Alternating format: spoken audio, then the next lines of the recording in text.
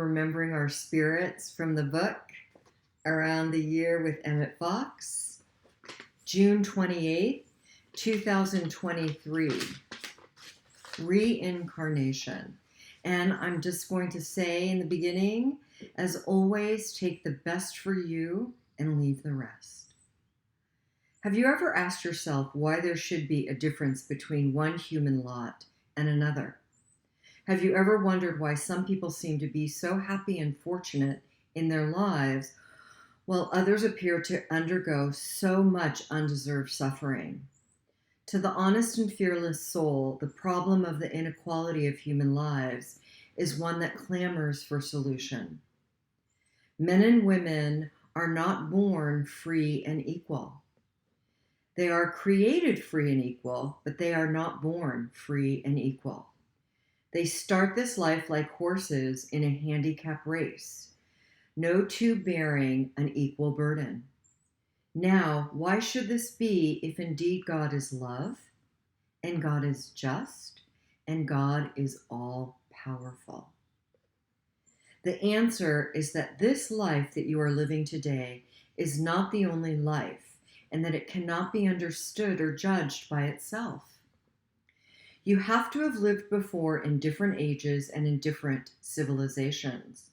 Some of those who are at the bottom of the social ladder today have walked the earth as kings and generals and high priests. And some who now sit in the seats of the mighty have toiled as peasants or worn the chains of the slave.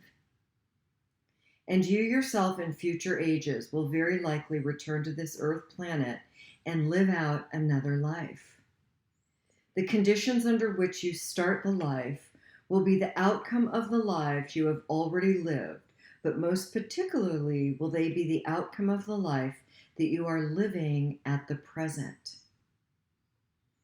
What is customarily called a lifetime is really but a comparatively brief day in a long, long life.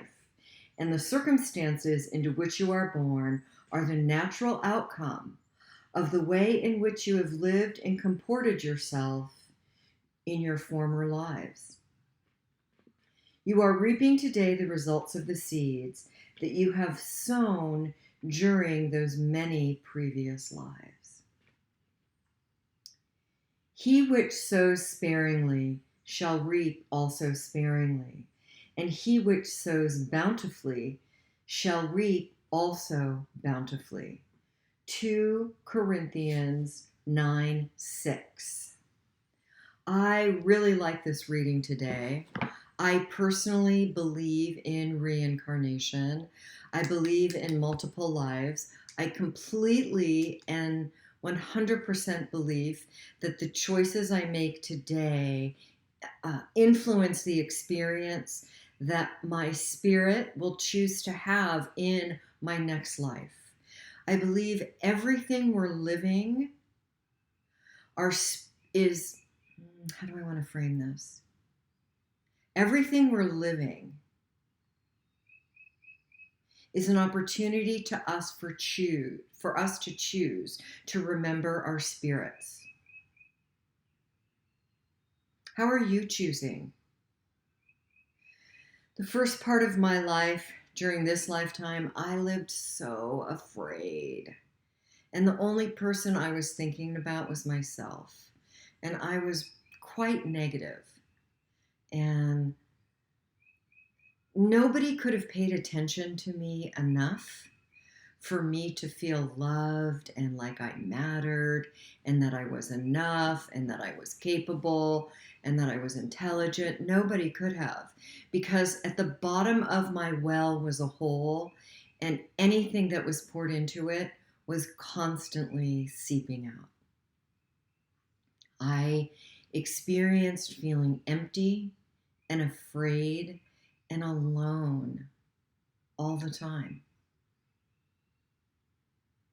In March 1993, I had my near-death experience, and that changed everything. I had an experience of the love that we are. The love that I am and the love that you are. We are that love and only that love. And there's nowhere to find it outside of us. Trust me. I have sought everywhere and in every other person and thing to possibly find it. The only place to find it is within ourselves. And we are to seek the obstacles that stand in the way of our experience and remembrance of the love that we are.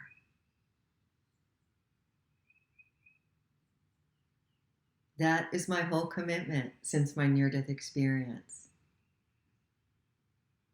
To seek the obstacles within me, walk through them and heal them to the experience and remembrance of the love that I am and that you are. There are times when those obstacles are dark and gnarly, and it literally can feel like I'm going to die and that I'm losing my mind. I have come to learn and experience that a part of me is actually dying. The fear-based part of me that I choose to no longer have a relationship with. And I am losing part of my mind. The fear-based part that I am choosing to no longer have a relationship. It's not easy. Anyone who chooses to live a spiritual path knows that it is not easy, nor can we or are we meant to do this on our own. I have trusted advisors and mentors and spiritual coaches and counselors. I talk to therapists when I need to, who will walk with me, especially in the darkest and gnarliest and most unbearable times. And I continue to choose to walk through them. The love that I have within me is expanding. I'm so grateful for that.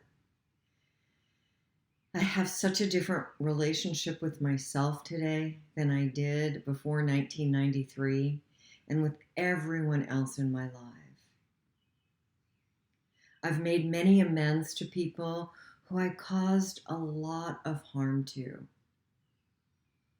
before my near-death experience and before I stopped drinking.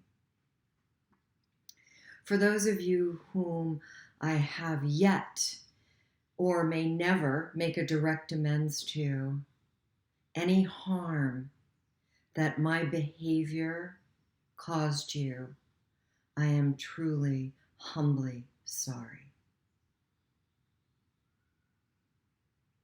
I didn't know any better. And that's no excuse. I know I caused harm.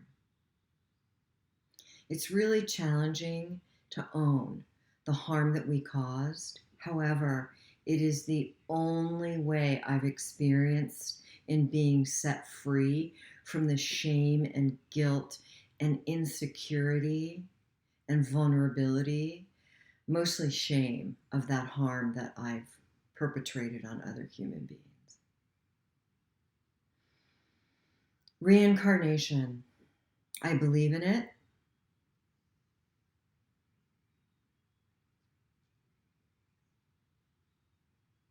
And so does Emmett Fox. I look forward to hearing about your own experiences in the not too distant future. And as always, take the best for you and leave the rest. Have a blessed day.